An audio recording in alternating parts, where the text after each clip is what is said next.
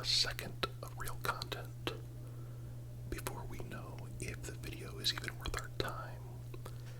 We're bombarded with an enthusiastic request, sometimes even a demand to hit that subscribe button, smash that like button, turn on notifications, and maybe even follow on other platforms.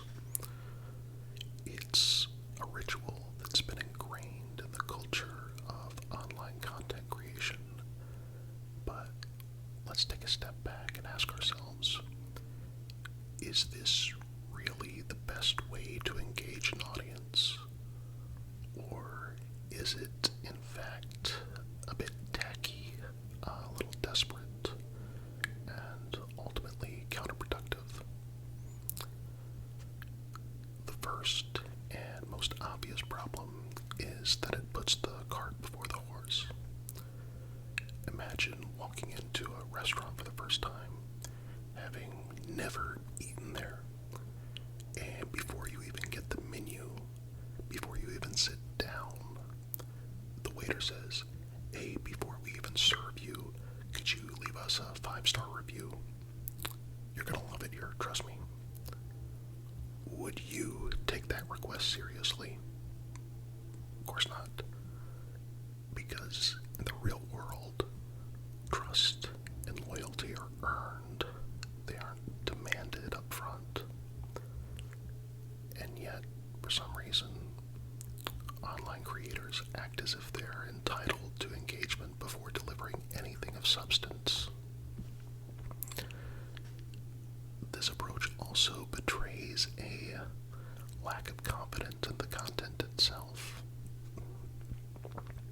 If a video is compelling, entertaining, informative, or otherwise valuable, people will naturally want to engage with it. They won't need to be told to do so within the first 10 seconds. They'll feel inclined to like and subscribe because they want more of what they've just experienced.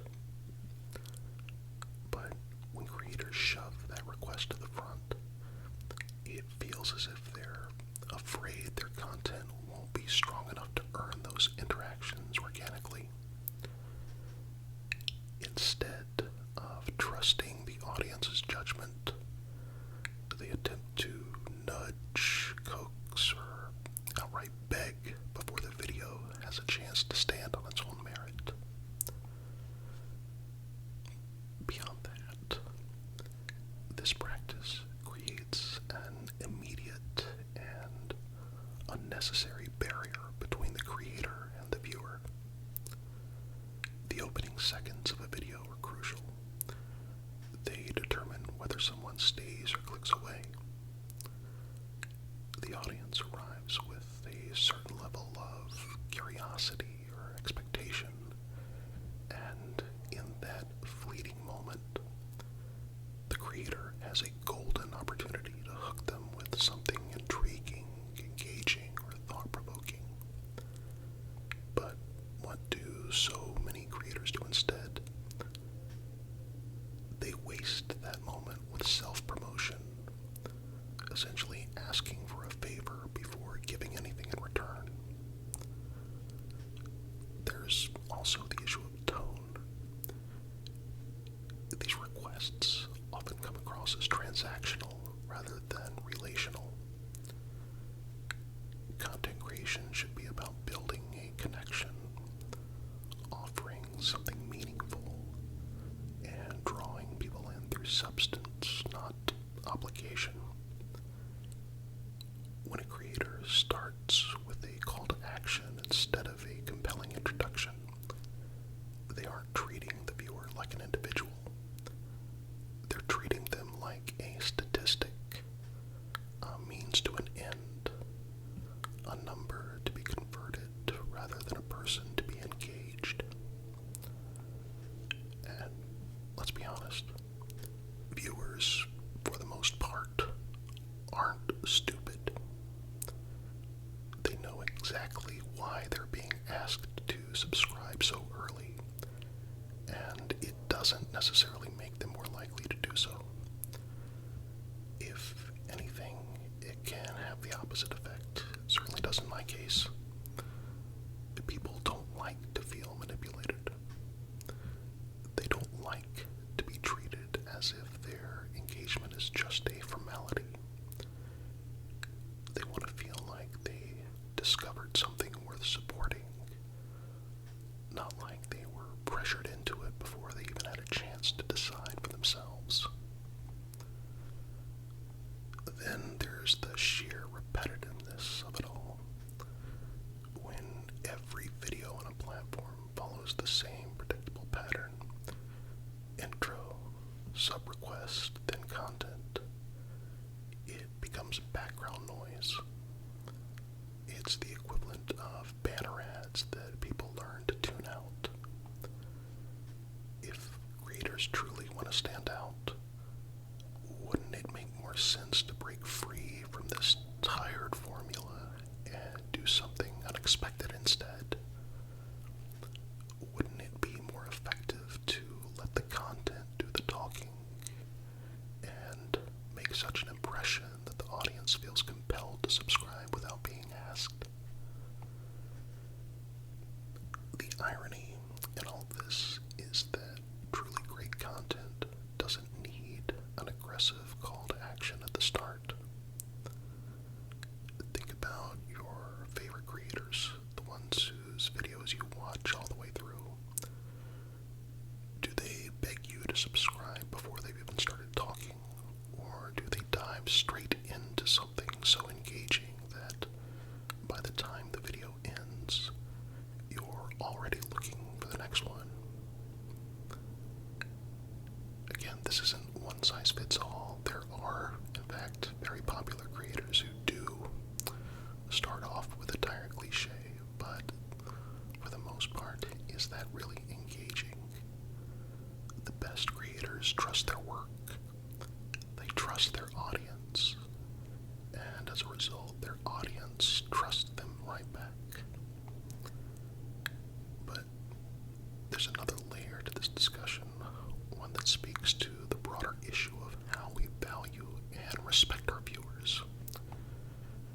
If we believe that people are intelligent, discerning, and capable of making their own decisions, we won't feel the need to shove engagement requests down their throats at the first opportunity. We'll trust that if we deliver something truly worthwhile, they'll recognize and respond accordingly. And yet, so many creators seem to operate from a place of scarcity rather than abundance.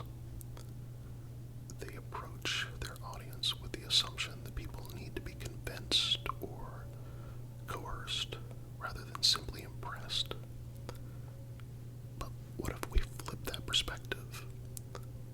What if, instead of treating every viewer as someone who needs to be nudged into action, we saw them as someone who will naturally take that action if we just give them a good enough reason? This, ultimately, is what separates creators who build lasting audiences from those who simply chase numbers. Those who trust in their content, who respect their viewers, who focus on delivering value first and foremost. Those are the creators who cultivate real engagement, not just momentary clicks. And this brings us to an even bigger question. If asking for likes and subscriptions up front is not only tacky but ineffective, then why do so many creators still do it? Why does this practice persist despite its clear drawbacks? Well, the answer lies in a combination of habit, industry norms, and fear. Fear that if they don't ask right away, people won't engage at all. But is that fear justified? Or is it simply an outdated way of thinking that needs to be re-examined? If asking for likes and subscriptions at the beginning of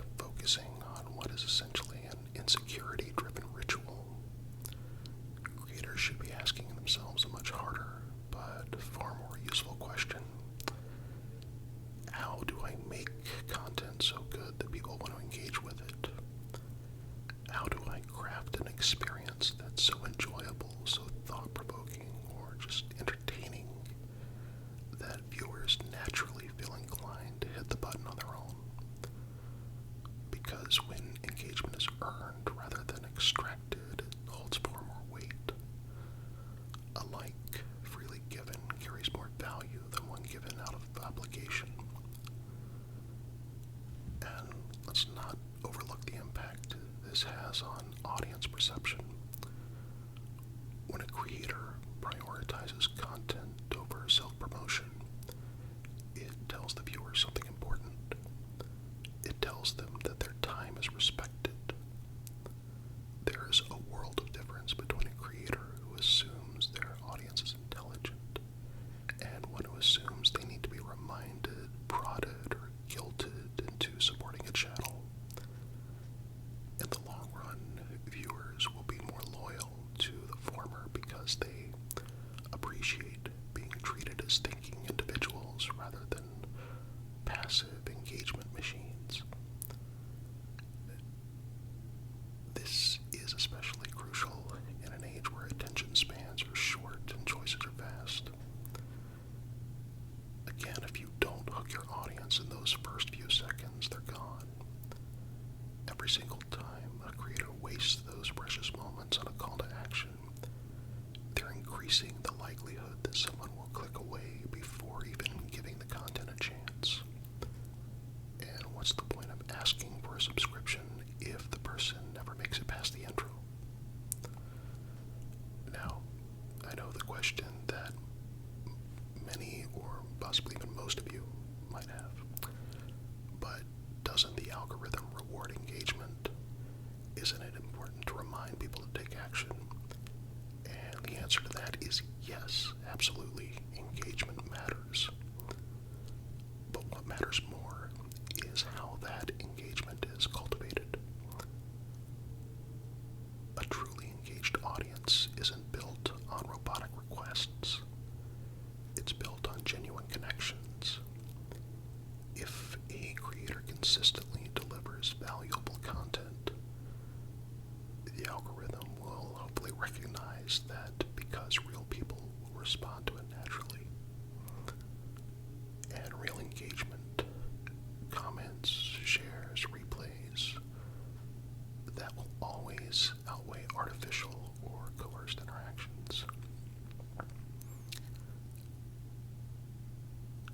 Great creators understand that they're in the business of giving, not taking. They focus on what they can offer rather than what they can extract. They trust that by delivering something truly worthwhile, the support will come as a natural byproduct. And when creators operate from that mindset, their audience feels it. They recognize when someone is creating from a place of passion rather than desperation, and they respond accordingly. So, what's the alternative? How should creators encourage engagement without resorting to these clumsy, front-loaded requests? The answer is simple. Earn it. Let the content do the work. Trust that if you make something worth subscribing to, people will subscribe. If you make something worth liking, people will like it. And if you want to remind your audience to engage, do it at a time when it actually makes sense. Maybe after delivering a key insight, landing a joke, or concluding a particularly compelling segment. The most effective call to action isn't a demand. It's a natural reaction to something that resonates. If a viewer watches to the end of a video and thinks, wow, that was incredible, they'll subscribe, they'll like, they'll share, and they'll do it not because they were told to at the beginning of the video, but because they genuinely want to by the end. And I think that's the real secret to sustainable success. Not gimmicks, not forced engagement, just trust. Trust in your content, trust in your audience, and trust that if you give people something truly worth their time, they'll reward you in ways no algorithmic trick ever could.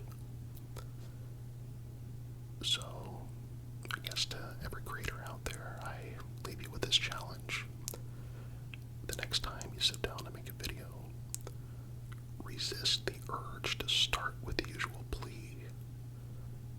Instead, dive straight into your content. Deliver something so compelling that by the time the video's over, your audience is searching for the subscribe button on their own.